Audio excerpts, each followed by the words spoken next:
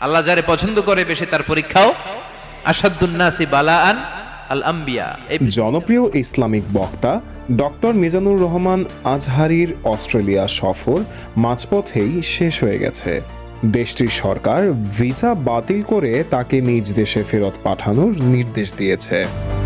British গণমাধ্যম daily mail জানায়, ইহুদি বিরোধী মন্তব্য এবং অ্যাডলফ হিটলারকে ঈশ্বরের শাস্তি আখ্যা দেওয়ার অভিযোগে এই সিদ্ধান্ত নেওয়া হয়েছে।